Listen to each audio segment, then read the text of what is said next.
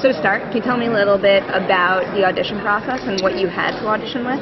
I was actually shooting another movie when they sent me the script, so they didn't say they wanted me to do it, but they said, we're interested in having you maybe do this film, and would you fly to Toronto to meet with Harold and read over a couple of scenes? So I flew in on a Saturday and met Harold, and they were already in production, like the production offices were set up. We went into a conference room and talked a little bit, and I read 2 scenes, and then they brought me down for like wardrobe fitting. So it was like a weird... So more of an offer, not so much an audition there. It was a version of an audition, but I felt like there was they liked the idea, I guess, of me doing it when I came in. When you went in, did you know what it was at all? Had you read the book? I hadn't read the book. I read the script on the plane on the way there.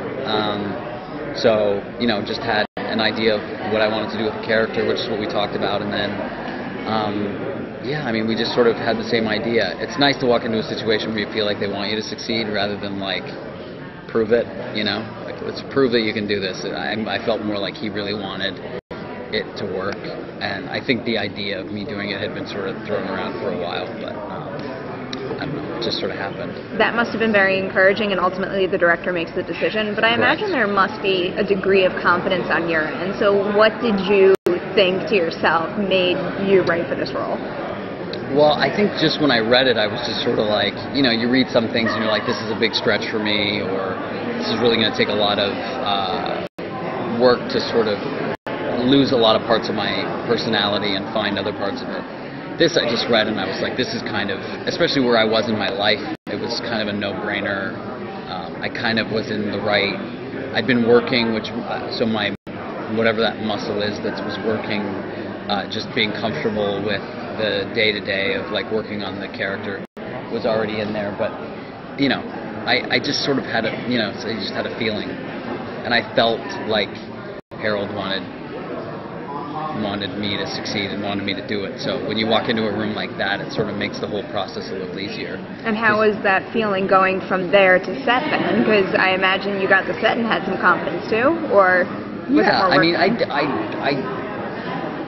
I try to have had all the work done before I go to set. So by the time we get to set, I hopefully have done as much of the legwork of figuring out who the guy was. I wouldn't say I'm confident on set, but I'm certainly confident that we're going to get what we need. It may not be the first take, and it may require some like tinkering, which we did a lot of on this. If a scene wasn't working, we would all collectively get together and say, okay, let's find out what isn't working or what we need to add a little bit more of or whatever. It just felt like a big movie being made in a very sort of independent way, which was really nice. Jamie told me there was some improvisation, which seems unusual for a film of this scale. Yeah, there was. I mean, like I said, we were just trying to make a good movie. So if there were moments that we needed a little bit more of something or a little bit less of something, Harold was not, crazy about like it has to be this, it has to be this. And I think once he got to know us as people and as the characters, I think different parts of ourselves were sort of interwoven into what was the script, and so it made it, it was fun. It's one of the most fun jobs I've ever done. How is it getting to work with all these people and be casual, but then jump into these characters? Are there ever overlaps? Yeah, I mean, in fairness, I think we all resemble Jamie's a smart ass, Lily's like strong and cool, and Robbie's kind of jokester and dicks around a lot, and I'm like a little older, so I'm like a little more like, okay, let's come on, let's get it together. We gotta we're about to roll. Everyone spit your gum out. But so we have inherently the characters are a lot of us anyway. So the overlap sort of would come with Jamie's one of my best friends, so the stuff we have together is not. I don't have to work on like my relationship with Jamie in order to create that, and I didn't have to work on being able to like needle Lily because I love her, she's like my sister.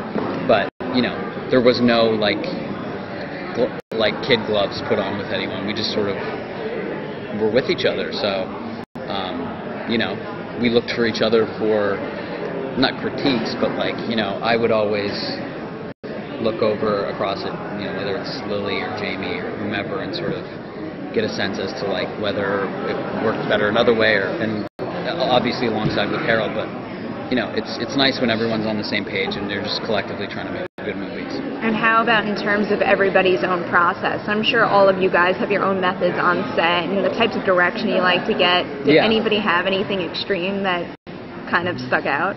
Not really. No, I mean, I think it depends on what you're doing. I mean, for specific scenes, or you know, I have a couple of scenes of the movie that are pretty heavy, and for those specific things, I went about my process the right way. But other stuff, if you're just running around and like, you know, cutting a vampire's head off, it's like you don't need to be like centered in your craft as you're like ready to run into the hallway to go do that. So, you know, there's a time and a place, and we all were respectful of each other's times and places, because, you know, again, the movie only works if we're all great in it, so we were painfully aware of that.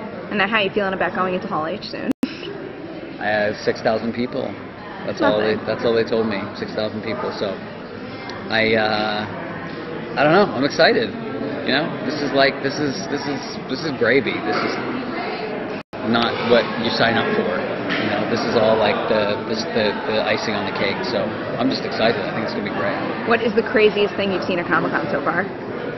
The craziest thing about Comic-Con so far is that they flew us here on a private jet from LA, which is, you know, it's like a 2.5-hour drive. Really bad for the environment, but to me that was sort of like the embodiment of what this is, which is just sort of this like machine of, you know, me getting my makeup done on like an airplane on flying from LA to San Diego was definitely the weirdest thing so far.